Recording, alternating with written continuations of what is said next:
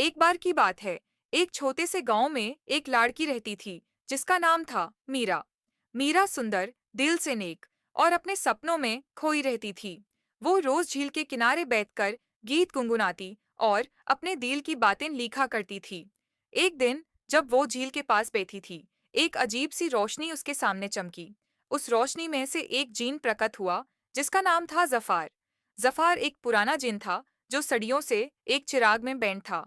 मीरा के हाथों चिराग से आजाद होने के बाद उसने मीरा से कहा, तुमने मुझे आजाद किया, मैं तुम्हारा एक दोस्त बनना चाहता हूँ, न कि सिर्फ एक जिन जो इच्छा पूरी करे।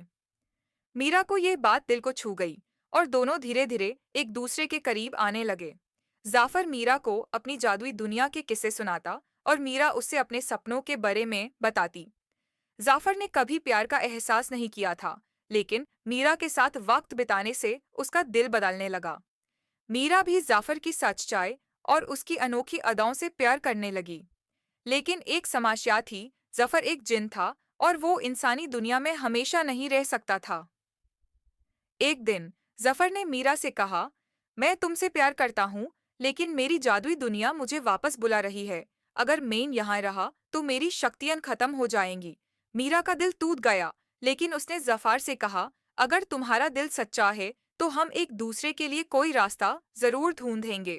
मीरा ने अपने प्यार की शक्ति से एक पुराने जादुई ग्रंथ की खोज की, जिसमें एक विधि लिखी थी जिससे जफार इंसान बन सकता था। इसके लिए जफार को अपनी सारी जादुई शक्तियां त्यागनी थी। जफार ने बिना किसी हिचक के अपनी शक्तियां छोड़ दी और एक इंसान बन गया। आखिर में मीरा और जाफर ने गांव के उसी झील के किनारे एक छोटी सी शादी की और साथ में एक नई जिंदगी शुरू की। उनका प्यार इतना गहरा था कि न जादू की जरूरत पड़ी, न किसी चिराग की। बस एक दूसरे का साथ ही उनकी जिंदगी का सबसे बड़ा जादू बन गया। और फिर वो दोनों हमेशा खुशी से रहे।